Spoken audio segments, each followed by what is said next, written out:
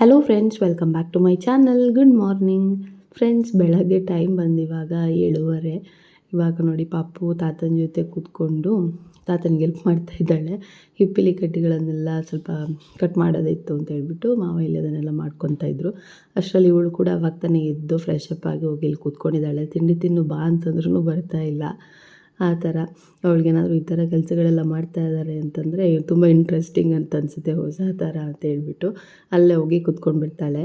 ಹಾಗೆ ಇವಾಗ ಅವಳು ನೋಡಿ ಹೆಲ್ಪ್ ಮಾಡ್ತಾ ಇದ್ದಾಳೆ. ಅವಳು ಎಲ್ಲ ಸೊಪ್ಪನ್ನೆಲ್ಲ ಕಿತ್ತಿ ಹಾಕ್ತಾ ಇದ್ದಾಳೆ.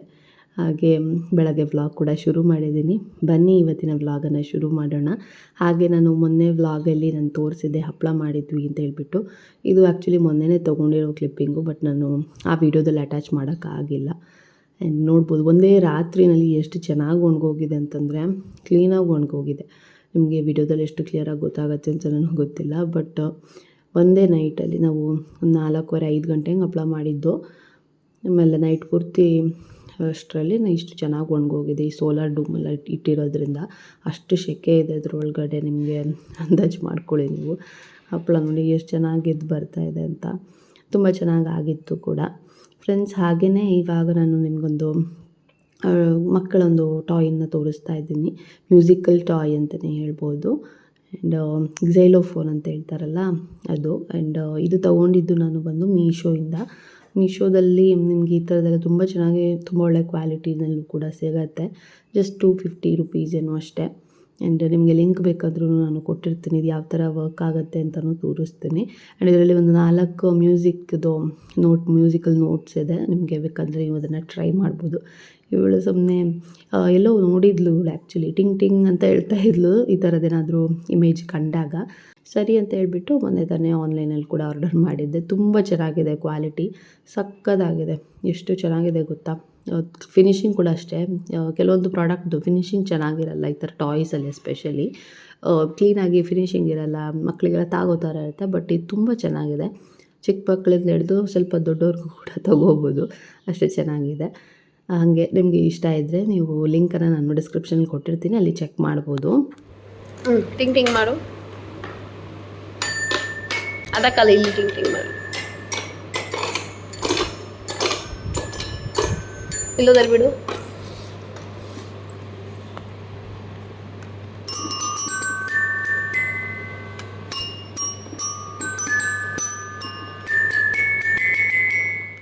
ಫ್ರೆಂಡ್ಸ್, ಹಾಗೆ ಬೆಳಗ್ಗೆ ಮತ್ತೇನು ವ್ಲಾಗ್ ಕೂಡ ಕಂಟಿನ್ಯೂ ಮಾಡಿರಲಿಲ್ಲ. ಇವಾಗ ಸಂಜೆ ಮತ್ತೆ ವ್ಲಾಗನ್ನು ಕಂಟಿನ್ಯೂ ಮಾಡ್ತಾ ಇದ್ದೀನಿ.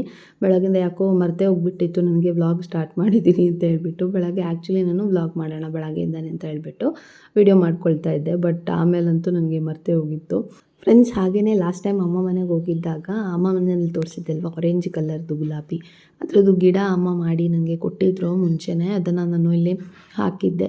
ಇವಾಗ ನೋಡಿ ಚೆನ್ನಾಗಿ ಹೂ ಬಿಡ್ತಾ ಇದೆ. ಇವಾಗ ಆಲ್ರೆಡಿ 3-4 ಹೂವು ಆಗಿದೆ, ಇನ್ನೂ 2 ಮೊಗ್ಗಿದೆ. ನೋಡಿ ಎಷ್ಟು ಚೆನ್ನಾಗಿ ಬಂದಿದೆ ಅಂತ. ಮಗಳು ಕೂಡ ಇಲ್ಲೇ ಆಟ ಆಡ್ಕೊತಾ ಇದ್ಲು. ಹಾಗೆ ನಾನು ಒಂದು ಸ್ವಲ್ಪ ಜೀನಿಯಾ ಎಲ್ಲ ಹಾಕಿದ್ದೆ. ಅದು ಸ್ವಲ್ಪ ಒಣಗಿರೋವಂಥ ಬೀಜಗಳನ್ನೆಲ್ಲ ಕಲೆಕ್ಟ್ ಮಾಡೋಣ ಅಂತ ಹೇಳಿಬಿಟ್ಟು ಎಲ್ಲನೂ ನೋಡ್ತಾ ಇದ್ದೀನಿ ಯಾವುದು ಚೆನ್ನಾಗಿ ಒಣಗಿದೆ ಅಂತ ಹೇಳಿಬಿಟ್ಟು. ಸಂಜೆ ಹೊತ್ತು ಈ ಥರ ಹೊರಗಡೆ ಗಾರ್ಡನಲ್ಲಿ ಸುತ್ತಾಡೋದೇ ಒಂಥರ ಖುಷಿ ಅನಿಸುತ್ತೆ, ಒಂಥರ ರಿಲ್ಯಾಕ್ಸ್ ಅನಿಸುತ್ತೆ. ಹಾಗೆ ಯಾವತ್ತೂ ಅಷ್ಟೇ 4:15 ಹಂಗೆ ಹೊರಗಡೆ ಬಂದರೆ ಆಲ್ಮೋಸ್ಟ್ ನಾವು 6 ಗಂಟೆವರೆಗೂ ಹೊರಗಡೆನೇ ಸುತ್ತಾಡ್ತಾ ಇರ್ತಾಳೆ. ಪಾಪು ಕೂಡ ಅಷ್ಟೇ, ಒಳಗಡೆ ಬರೋಕ್ಕೇ ಮನಸ್ಸಿರಲ್ಲ. ಬಟ್ ಇವಾಗ 1-2 ಮಳೆ ಬಂದುಬಿಟ್ಟು ಸೊಳ್ಳೆ ಕೂಡ ಜಾಸ್ತಿ ಆಗಿಬಿಟ್ಟಿದೆ. ಹಂಗಾಗಿ ಸ್ವಲ್ಪ ಬೇಗ ಕರ್ಕೊಂಡು ಹೋಗ್ತೀನಿ, ಇಲ್ಲ ಅಂತಂದರೆ ಫುಲ್ ಸೊಳ್ಳೆ ಎಲ್ಲ ಕಚ್ಚಿಬಿಡತ್ತೆ ಅಂತ. ಹಾಗೆ ನೋಡಿ, ಇದಕ್ಕೆ ನೋಡಿ ನಾನು ಯಾವಾಗಲೇ ಹೇಳಿದೆಲ್ವ ಜೀನಿಯಾ ಹೂವು ಗಿಡ ಹಾಕಿದ್ದೆ ಅಂತ. ತುಂಬ ಚೆನ್ನಾಗಿ ಹೂವು ಬಿಡ್ತಾಯಿತ್ತು. ಆ್ಯಂಡ್ ಇದು ಆಲ್ಮೋಸ್ಟ್ ಒಣಗಿದೆ, ಇನ್ನೊಂದು ಸ್ವಲ್ಪ ಒಣಗಲಿ ಅಂತ ಹೇಳ್ಬಿಟ್ಟು ಹಾಗೆ ಬಿಟ್ಟೆ. ಹಾಗೆ ಚೆನ್ನಾಗಿ ಒಣಗಿರೋದನ್ನ 1-2 ಗಿಡದಲ್ಲಿ ಇತ್ತು, ಅದನ್ನೆಲ್ಲ ಕೊಯ್ಕೊಂಡು. ಮತ್ತು ಮಳೆ ಬಂದರೆ ಒಣಗಿಸೋದಕ್ಕೆ ಕಷ್ಟ ಆಗುತ್ತೆ. ಚೆನ್ನಾಗಿ ಕಾಣಿಸುತ್ತೆ ಈ ಗಿಡ ಒಂಥರ ಗಾರ್ಡನಲ್ಲಿ. ಹಾಗಾಗಿ ಬೀಜ ಎಲ್ಲ ಕಲೆಕ್ಟ್ ಮಾಡಿ ನೆಕ್ಸ್ಟ್ ಇನ್ನೊಂದ್ಸಲಿ ಹಾಕೋಣ ಅಂತ ಹೇಳಿ ಎಲ್ಲ ಕಲೆಕ್ಟ್ ಮಾಡ್ತಾಯಿದ್ದೆ ಫ್ರೆಂಡ್ಸ್. ಹಾಗೆಯೇ ಸಂಜೆ ಹೊತ್ತು ಇವತ್ತು ಯಾಕೋ ಸೂಪ್ ಕುಡಿಬೇಕು ಅಂತ ಅನ್ನಿಸ್ತಾ ಇತ್ತು. ಹಾಗಾಗಿ ನಾನಿಲ್ಲಿ ಹಾಟ್ ಆ್ಯಂಡ್ ಸರ್ ಸೂಪ್ ಮಾಡೋಣ, ವೆಜಿಟೇಬಲ್ಸ್ ಎಲ್ಲ ಹಾಕಿಬಿಟ್ಟು ಅಂತ ಹೇಳಿ ಇಲ್ಲಿ ರೆಡಿ ಮಾಡ್ಕೊಂಡಿದ್ದೀನಿ. ಇದಕ್ಕೆ ನಾನು ಒಂದು ಸ್ವಲ್ಪ ಸಣ್ಣದಾಗಿ ಹೆಚ್ಚಿರೋ ಬೆಳ್ಳುಳ್ಳಿ, ಕ್ಯಾಬೇಜ್, ಕ್ಯಾರೆಟ್, ಈರುಳ್ಳಿ, ಒಂದೇ ಒಂದು ಹಸಿಮೆಣ್ಸಿನ್ಕಾಯಿ, ಒಂದು ಸ್ವಲ್ಪ ಸ್ವೀಟ್ ಕಾರ್ನು, ಕೊತ್ತಂಬರಿ ಸೊಪ್ಪು, ಇದಿಷ್ಟನ್ನು ಕಟ್ ಮಾಡಿ ಇಟ್ಕೊಂಡಿದ್ದೀನಿ. ತುಂಬ ಸಣ್ಣದಾಗಿ ಕಟ್ ಮಾಡ್ಕೊಬೇಕು. ಫಸ್ಟ್ ಒಂದು ಬಾಣಲಿಗೆ 2 ಸ್ಪೂನ್ ಆಗುವಷ್ಟು ಎಣ್ಣೆ, ಅದಕ್ಕೆ ಹಸಿಮೆಣ್ಸಿನ್ಕಾಯಿ ಮತ್ತು ಬೆಳ್ಳುಳ್ಳಿನ ಹಾಕಿ ಸ್ವಲ್ಪ ಹೈ ಫ್ಲೇಮಲ್ಲೇ ಒಂದು ಸ್ವಲ್ಪ ಹೊತ್ತು ಹುರ್ಕೋಬೇಕು. ಕಲರ್ ಚೇಂಜ್ ಆಗೋದೇನು ಬೇಡ, ಜಸ್ಟ್ ಒಂದೆರಡು ಸೆಕೆಂಡ್ ಹುರ್ಕೊಳ್ಳಿ. ಆಮೇಲೆ ಈ ಮಿಕ್ಕಿದ ತರಕಾರಿಗಳೆಲ್ಲ ಏನಿದೆ ಅದನ್ನೆಲ್ಲ ಹಾಕಿ ಹೈ ಫ್ಲೇಮಲ್ಲೇ ಹುರ್ಕೋಬೇಕು. ಈ ಥರ ಹಾಟ್ ಆ್ಯಂಡ್ ಸೋರ್ ಸೂಪ್ ಆಗಿರ್ಬೋದು, ಬೇರೆ ಚೈನೀಸ್ ಐಟಮ್ಸ್ ಏನಾದರೂ ಮಾಡ್ತೀರ ಅಂತಂದರೆ ಹೈ ಫ್ಲೇಮಲ್ಲಿ ಇಟ್ಕೊಂಡು ಮಾಡಬೇಕು. ಆವಾಗ ನಿಮಗೆ ಟೇಸ್ಟ್ ಚೆನ್ನಾಗಿ ಬರುತ್ತೆ. ನೂಡಲ್ಸ್ ಆಗಿರ್ಬೋದು, ಫ್ರೈಡ್ ರೈಸ್ ಎಲ್ಲನೂ ಲೋ ಫ್ಲೇಮಲ್ಲಿ ಇಟ್ಟರೆ ಅದೊಂಥರ ಬೇರೆ ಟೇಸ್ಟು. ನೀವು ಹೈ ಫ್ಲೇಮಲ್ಲಿ ಇಟ್ಟರೆ ಅದೊಂದು ಕ್ರಂಚಿಯಾಗಿ ಅದ್ರದ್ದೊಂದು ಅರೋಮ ತುಂಬ ಚೆನ್ನಾಗಿರುತ್ತೆ. ಸೊ ಆ ಥರ ಇದು ಚೆನ್ನಾಗಿ ಫ್ರೈ ಆಗ್ತಾ ಇದೆ ಅನ್ನೋವಾಗ ಇದಕ್ಕೊಂದು ಸ್ವಲ್ಪ ಉಪ್ಪು ಮತ್ತು ಒಂದು ಸ್ವಲ್ಪ ಪೆಪ್ಪರ್ ಪುಡಿ ಹಾಕ್ಕೊಂಡಿದ್ದೀನಿ. ಸೊ ದ್ಯಾಟ್ ತರಕಾರಿಗೂ ಸ್ವಲ್ಪ ಖಾರ ಉಪ್ಪು ಹಿಡೀಲಿ ಅಂತ ಹೇಳಿ ಒಂದು ಸ್ವಲ್ಪ ಹೊತ್ತು ಹಾಗೆ ಫ್ರೈ ಮಾಡಿಬಿಟ್ಟು ಇದಕ್ಕೆ ಇವಾಗ ಮೇಯ್ನಾಗಿ ಬೇಕಾಗಿರೋದೇ ಇದಕ್ಕೆ ಸೋಯಾ ಸಾಸ್ ಸ್ವಲ್ಪ ಜಾಸ್ತಿನೇ ಹಾಕ್ಕೊಳ್ಳಿ. ಒಂದು 3-4 ಸ್ಪೂನ್. ನಾನಿಲ್ಲಿ ಒಂದು 4 ಕಪ್ ಆಗುವಷ್ಟು ಮಾಡ್ತಾ ಇರೋದು ಸೊಪ್ಪು, ಜಾಸ್ತಿ ಮಾಡ್ತಾಯಿಲ್ಲ. ಅದಕ್ಕೆ ನಾನು 3-4 ಸ್ಪೂನ್ ಆಗುವಷ್ಟು ಸೋಯಾ ಸಾಸ್ ಹಾಕ್ಕೊಂಡಿದ್ದೀನಿ. ಇದು ಲೈಟ್ ಸೋಯಾ ಸಾಸ್, ಹಾಗಾಗಿ ಸ್ವಲ್ಪ ಜಾಸ್ತಿನೇ ಬೇಕಾಗುತ್ತೆ. ಹಾಗೆ ಒಂದು ಸ್ವಲ್ಪ ನಿಮಗೆ ಖಾರಕ್ಕೆ ಇಷ್ಟು ಬೇಕು ಅಷ್ಟು ಪೆಪ್ಪರ್ ಪುಡಿ ಸ್ವಲ್ಪ ಜಾಸ್ತಿನೇ ಹಾಕ್ಕೊಳ್ಳಿ. ಚೆನ್ನಾಗಿರುತ್ತೆ, ಸ್ಪೈಸಿ ಆಗಿರಬೇಕು. ಹಾಟ್ ಆ್ಯಂಡ್ ಸೋರ್ ಸೂಪ್ ಏನಂದರೆ ಬಿಸಿ ಬಿಸಿ ಕುಡಿತಾ ಇದ್ದರೆ ಚೆನ್ನಾಗಿ ಸ್ಪೈಸಿನೆಸ್ ಗೊತ್ತಾಗಬೇಕು ನಿಮಗೆ. ಹಾಗೆ ನಾನೊಂದು ಸ್ವಲ್ಪ ಜಾಸ್ತಿನೇ ಹಾಕ್ಕೊಳ್ತೀನಿ. ಈ ಥರ ಸೂಪೆಲ್ಲ ಮಾಡಿದಾಗ ಒಂಥರ ಚೆನ್ನಾಗಿರುತ್ತೆ ಇದು ಅಂತ ಹೇಳ್ಬಿಟ್ಟು ಅದನ್ನೆಲ್ಲ ಹಾಕ್ಕೊಂಡು ಚೆನ್ನಾಗಿ ಮುಚ್ಚಿ ಒಂದು ಸ್ವಲ್ಪ ಹೊತ್ತು ತರಕಾರಿನ ಕುಕ್ ಮಾಡ್ಕೊಬೇಕು. ಸ್ವಲ್ಪ ಬೇಗನೆ ಬೆಂದೋಗಿಬಿಡುತ್ತೆ ಇದು, ಏನು ಜಾಸ್ತಿ ಟೈಮ್ ತೊಗೊಳ್ಳಲ್ಲ. ಚೆನ್ನಾಗಿ ಬೆಂದ ನಂತರ ನಾನಿಲ್ಲಿ ಇವಾಗ ಸ್ವಲ್ಪ ಕಾರ್ನ್ಫ್ಲೋರ್, ಒಂದು 2 ಸ್ಪೂನ್ ಆಗುವಷ್ಟು ಕಾರ್ನ್ಫ್ಲೋರನ್ನು ನೀರಲ್ಲಿ ಮಿಕ್ಸ್ ಮಾಡಿ ಹಾಕ್ಕೊಳ್ತಾ ಇದ್ದೀನಿ. ಸೊ ದ್ಯಾಟ್ ಅದು ಕನ್ಸಿಸ್ಟೆನ್ಸಿ ಚೆನ್ನಾಗಿರುತ್ತೆ ಅಂತ ಹೇಳ್ಬಿಟ್ಟು. ನಿಮ್ಮ ಹತ್ರ ಕಾರ್ನ್ಫ್ಲೋರ್ ಇಲ್ಲ ಅಂತ ಹೇಳಿಬಿಟ್ರೆ ಅಕ್ಕಿ ಹುಡಿನ ಅಂದರೂ ಯೂಸ್ ಮಾಡ್ಬೋದು, ಏನೂ ಪರವಾಗಿಲ್ಲ. ಇವತ್ತು ಆ್ಯಕ್ಚುಲಿ ನನ್ನ ಹತ್ರನೂ ಹಂಗೆ ಆಯಿತು. ಕಾರ್ನ್ಫ್ಲೋರ್ ಇದೆ ಅಂತ ಅಂದ್ಕೊಂಡಿದ್ದೆ, ಬಟ್ ಇದ್ದಿದ್ದು ಅಕ್ಕಿ ಹುಡಿ ಸರಿ ಅಂತ ಹೇಳಿಬಿಟ್ಟು ಅದನ್ನೇ ಒಂದು ಸ್ವಲ್ಪ ಡೈಲ್ಯೂಟ್ ಮಾಡಿ ಸೇರಿಸ್ಕೊಂಡೆ. ಆಲ್ಮೋಸ್ಟ್ ಸೊಪ್ಪು ಕೂಡ ಚೆನ್ನಾಗಿ ರೆಡಿ ಆಗಿದೆ. ಲಾಸ್ಟಲ್ಲಿ ಒಂದು ಸ್ವಲ್ಪ ಕೊತ್ತಂಬರಿ ಸೊಪ್ಪು, ನಿಮ್ಮ ಹತ್ರ ಸ್ಪ್ರಿಂಗ್ ಆನಿಯನ್ ಇದ್ದರೆ ಅದನ್ನು ಕೂಡ ಸೇರಿಸ್ಕೊಳ್ಳಿ. ತುಂಬ ಚೆನ್ನಾಗಿ ಟೇಸ್ಟಿಯಾಗಿರುತ್ತೆ, ಘಮ ಕೂಡ ತುಂಬ ಚೆನ್ನಾಗಾಗತ್ತೆ.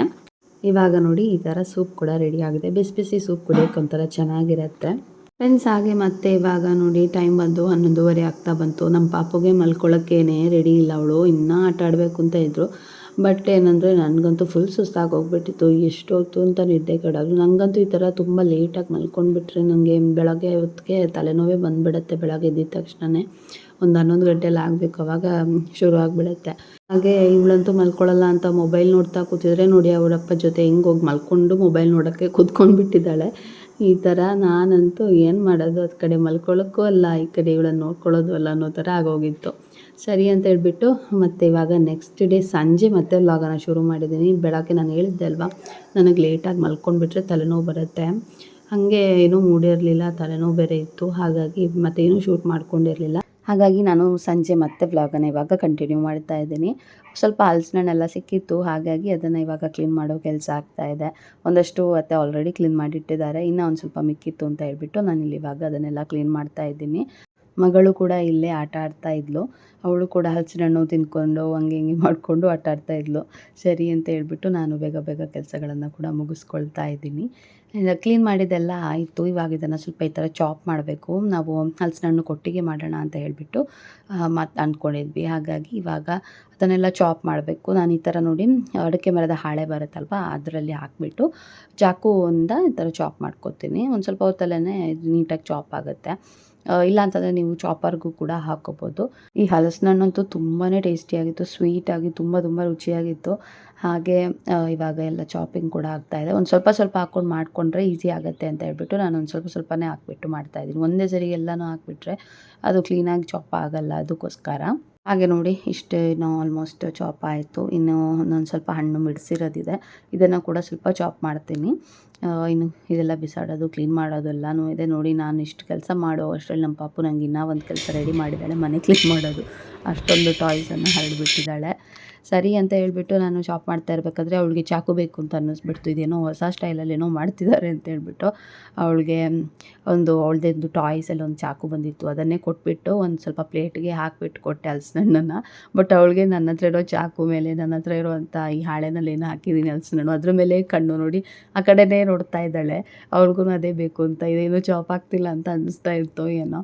ಹಾಗೆ ನನ್ನ ಹತ್ರ ಕೊಡು ಅಂತ ಕೇಳ್ತಾ ಇದ್ಲು. ಮತ್ತು ಸರಿ ಅಂತ ಹೇಳ್ಬಿಟ್ಟು ಸ್ವಲ್ಪ ಹೊತ್ತು ಅದರಲ್ಲಿ ಆಟ ಆಡಿಬಿಟ್ಟು ಬಿಸಾಕ್ಬಿಟ್ಟು ಹೋದ್ಲು. ಅವ್ಳಿಗೂ ಬೋರ ಇತ್ತು.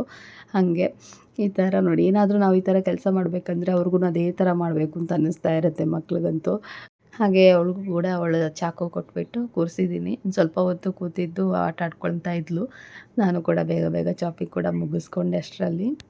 ಇವತ್ತು ಸಂಜೆ ಸ್ವಲ್ಪ ಮಳೆ ಬರೋ ಥರ ಇತ್ತು. ಮಳೆ ಎಲ್ಲ ಬರೋಕ್ಕೆ ಶುರು ಆದರೆ ಗುಡುಗು ಮಿಂಚು ಬಂದೇ ಬರುತ್ತೆ ಅಲ್ವಾ ಇವಾಗಂತೂ. ಹಾಗಾಗಿ ಮತ್ತು ಕರೆಂಟೆಲ್ಲ ಹೋದರೆ ಅಂತ ಹೇಳಿಬಿಟ್ಟು ಅದೇ ಹಲಸಿನ ಹಣ್ಣು ಕುಟ್ಟಿಗೆಗೆ ಅಕ್ಕಿ ಕೂಡ ರುಬ್ಬಕ್ಕೆ ಹಾಕಿದ್ರು. ನಾನಿಲ್ಲಿ ಈ ಕಡೆ ಚಾಪ್ ಮಾಡ್ತಾಯಿದ್ದೀನಿ ನೋಡಿ, ಈ ಥರ ಸಣ್ಣಕ್ಕೆ ಚಾಪ್ ಮಾಡ್ಕೊಂಡಿದ್ದೀನಿ ಕಂಪ್ಲೀಟಾಗಿ. ಈ ಥರ ನೋಡಿ ಚೆನ್ನಾಗಿ ಚಾಪ್ ಆಗಿದೆ. ಇವಾಗ ಇದನ್ನು ಇನ್ನೇನು ಮಾಡ್ತಾರೆ ಅಂತ ಹೇಳಿದ್ರೆ ಒಂದು ಸ್ವಲ್ಪ ಬೆಲ್ಲ ಹಾಕ್ಬಿಟ್ಟು ಕಾಯಿಸ್ಕೊಳ್ತಾರೆ. ಇದೇನಕ್ಕೆ ಕಾಯಿಸ್ಕೊಳ್ಳೋದು ಅಂತಂದರೆ ಚೆನ್ನಾಗಿರುತ್ತೆ ಒಂಥರ ಟೇಸ್ಟು. ಆ್ಯಂಡ್ ಸ್ವಲ್ಪ ಜಾಸ್ತಿನೇ ಇತ್ತು, ಸ್ವಲ್ಪ ಪ್ರಿಸರ್ವ್ ಮಾಡಿ ಇಟ್ಕೊಬೋದು. ಅಂದರೆ ಫ್ರೀಝರಲ್ಲಿ ಇಟ್ಟರೆ ಇನ್ನೊಂದ್ಸಲಿ ಕೊಟ್ಟಿಗೆ ಕೂಡ ಮಾಡೋಕ್ಕಾಗತ್ತೆ ಅಂತ ಹೇಳಿಬಿಟ್ಟು ಆ ಥರ ಕಾಯಿಸ್ಕೊಂಡಿದ್ದಾರೆ. ಇಲ್ಲಾಂತಂದರೆ ಹಸಿ ಹಲಸಿನ ಹಣ್ಣನ್ನೇ ಹಾಕ್ಬಿಟ್ಟು ಕೂಡ ಮಾಡ್ಕೊಬೋದು. ಅಷ್ಟರಲ್ಲಿ ಅಕ್ಕಿ ಎಲ್ಲ ರುಬ್ಬಿ ಎಲ್ಲನೂ ಆಗಿತ್ತು. ಆ್ಯಂಡ್ ನಾನು ಕೂಡ ಇಲ್ಲೆಲ್ಲ ಬಾಳೆ ಎಲೆಲ್ಲ ರೆಡಿ ಮಾಡಿ ಇಟ್ಟಿದ್ದೀನಿ. ಪಾಪು ಕೂಡ ಅಲ್ಲೇ ಆಟ ಆಡ್ಕೊತಾ ಇದ್ಲು. ಇನ್ನೇನು ಹಲಸಿನ ಹಣ್ಣು ಕೊಟ್ಟಿಗೆಲ್ಲ ಮಡಚಿ ಸ್ಟೀಮಲ್ಲಿ ಬೇಯಿಸ್ಕೊಂಡ್ರೆ ಆಯಿತು. ನಾಳೆ ಬೆಳಗ್ಗಿನ ಬ್ರೇಕ್ಫಾಸ್ಟು ರೆಡಿ ಆಯಿತು. ತುಂಬಾ ರುಚಿಯಾಗಿರುತ್ತೆ. ಯಾರಿಗೆಲ್ಲ ಹಲಸಿನ ಹಣ್ಣು ಕೊಟ್ಟಿಗೆ ಇಷ್ಟ ಅಂತ ಕಮೆಂಟ್ ಮಾಡಿ. ನಾನು ಇದ್ರ ರೆಸಿಪಿ ಲಾಂಗ್ ಬ್ಯಾಕ್ ಶೇರ್ ಮಾಡಿದ್ದೀನಿ ಅಂತ ಅನಿಸುತ್ತೆ. ಇನ್ನೊಂದ್ಸಲಿ ಬೇಕಂದರೆ ಶೇರ್ ಮಾಡ್ತೀನಿ ಯಾವಾಗಾದರೂ, ಇನ್ನೊಂದ್ಸಲಿ ಮಾಡಿದಾಗ. ಈ ಸತಿ ನಾನು ಶೂಟ್ ಮಾಡ್ಕೊಂಡಿಲ್ಲ ರೆಸಿಪಿ. ನೆಕ್ಸ್ಟ್ ಟೈಮ್ ಬೇಕು ಅಂತಂದರೆ ಕಮೆಂಟ್ ಮಾಡಿ ತಿಳಿಸಿ, ನಾನು ಶೇರ್ ಮಾಡ್ತೀನಿ. ಹಾಗೆ ಮಾತಾಡ್ತಾ ಈ ವ್ಲಾಗ್ ಎಂಡ್ ಮಾಡೋ ಟೈಮ್ ಬಂತು. ಈ ವ್ಲಾಗ್ ನಿಮಗೆ ಇಷ್ಟ ಆಗಿದೆ ಅಂತಂದರೆ please like, share, comment and subscribe ಮಾಡದೆ ನೋಡ್ತಾ ಇದ್ದರೆ ಪ್ಲೀಸ್ ಸಬ್ಸ್ಕ್ರೈಬ್ ಮಾಡಿ, ಸಪೋರ್ಟ್ ಮಾಡಿ. ಸಿಗೋಣ ಇನ್ನೊಂದು ವಿಡಿಯೋದೊಂದಿಗೆ. ತನಕ take care and bye. Thanks for watching.